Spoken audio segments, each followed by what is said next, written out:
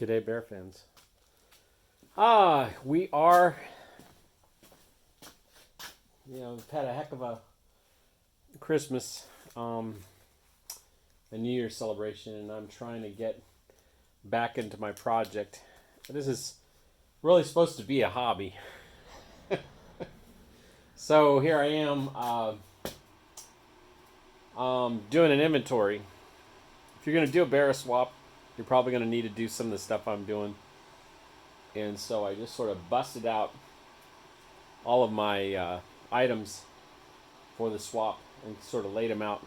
And I'm just going to go over front to back what all is involved, at least from the planning side of things. Now, once I start actually swapping the engine into the car, I'm certain that I'll be adjusting this. All of this is going to a spreadsheet. Anybody interested can ask me. I'll connect you with the Google Doc, and you can copy it and make it your own, do your own planning.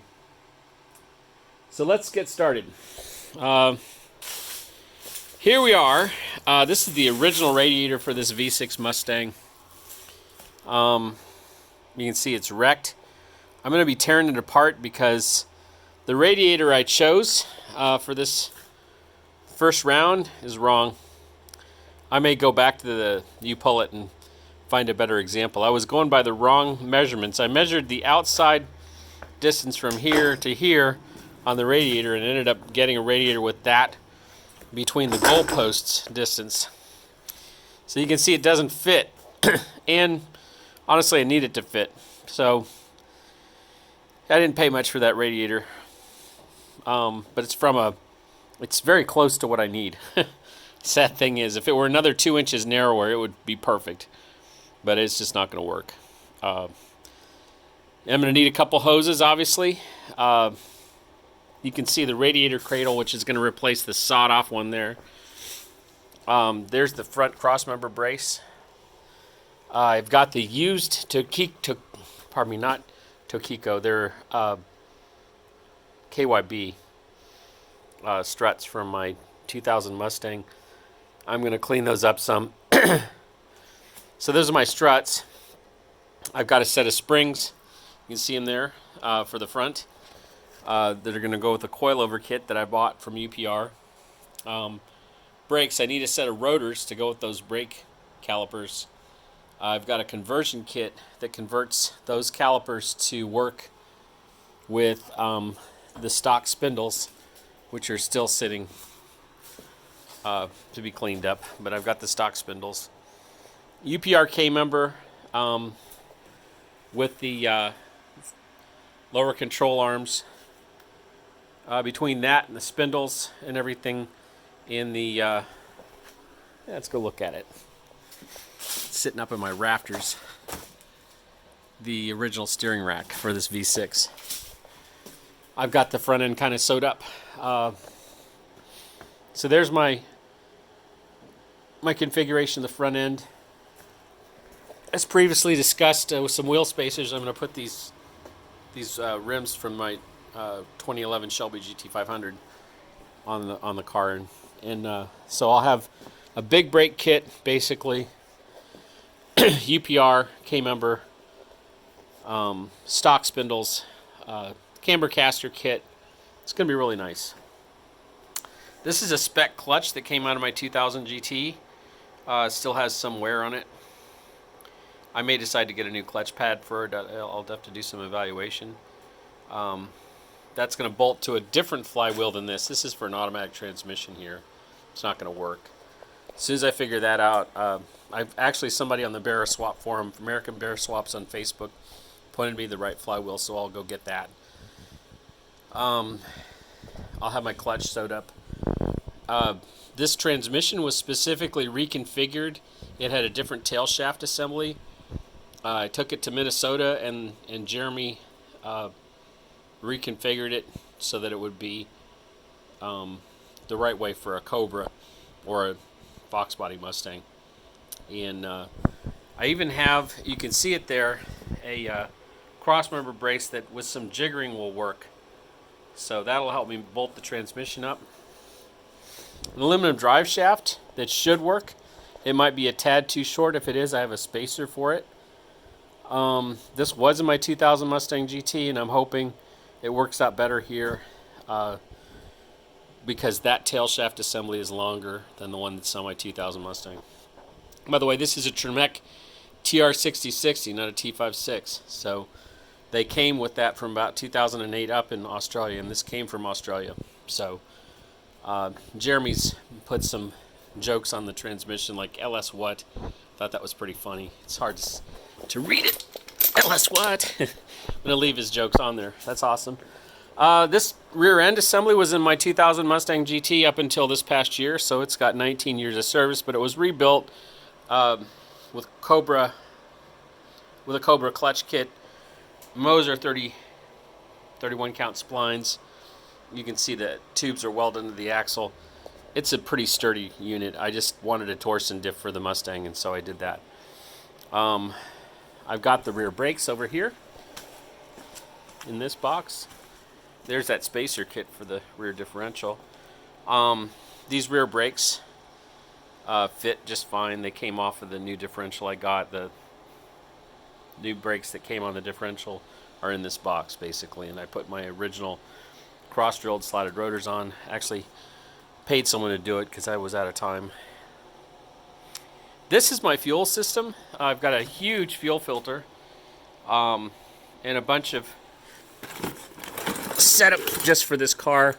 It's going to have the fuel regulator, the gauge and regulator assembly. This came from Jegs. I've got all this in a spreadsheet. I kind of know where I want to mount this, but we'll see. I have got plenty of choice. Got a ton of line. It's going to be really cool. All the parts for the fuel system, though, are in there.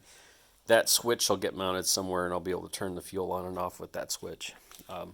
That's the fuel hat. I've gone over that in some other videos. The fuel neck, there'll be a separate video posted about this, but I'm about to remove all the rust off that fuel neck with a trip to the into a bucket of water with some 12-volt action. I will actually use electrolysis to pull the rust off that. And there's the fuel tank. That's the original fuel tank for this V6.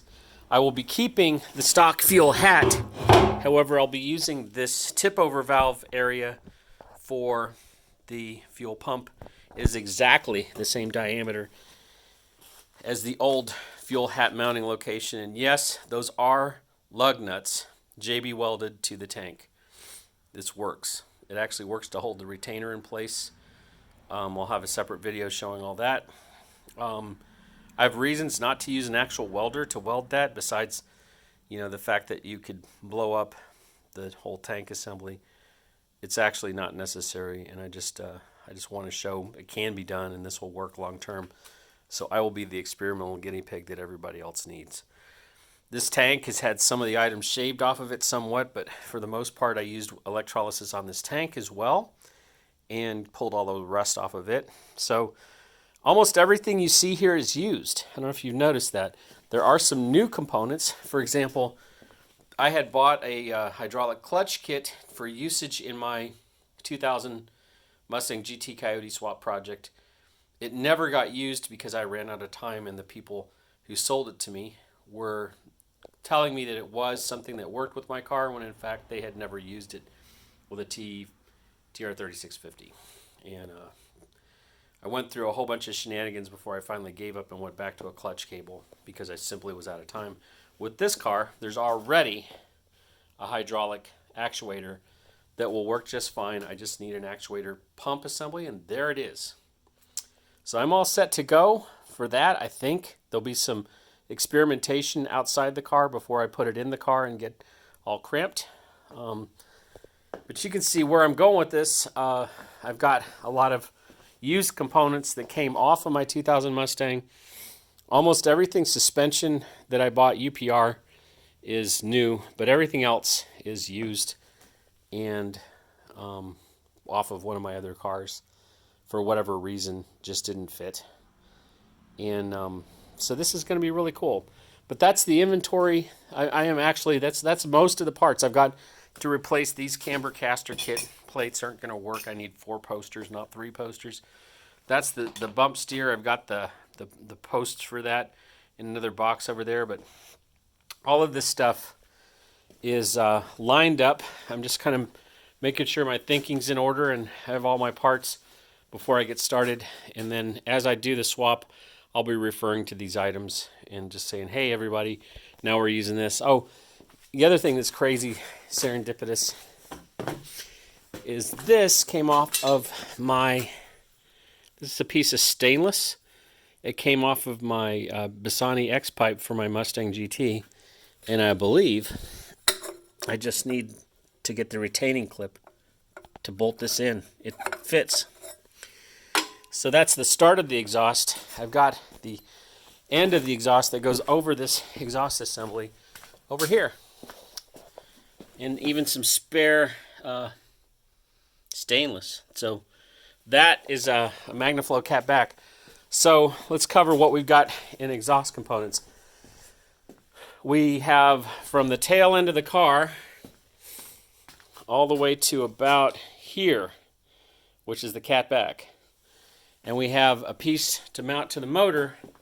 So I need to go from about here through some kind of something, who knows what that's going to be, to get to those tailpipes. Now that's some aluminized steel, and that's coming out of the car right there. So those old components will leave whenever I pull the rear differential. So very soon here I will be building this thing. Whenever I get the rear differential dropped and the exhaust components out of the way, I'll start conditioning the bottom of the car, find all the holes, sew them up, do some fitting with the engine and powertrain, and get that looking good, and then clean up the bottom half of the car, shoot it with Herculiner, and we'll be good. Hope you're enjoying the ride. Don't forget to subscribe. Tell your friends. Again, my name is Paul Ferris, and this is the Swap project, BarraStang, that I have been working on, I guess now for 8 months, I guess. So tell your friends. Thanks for tuning in.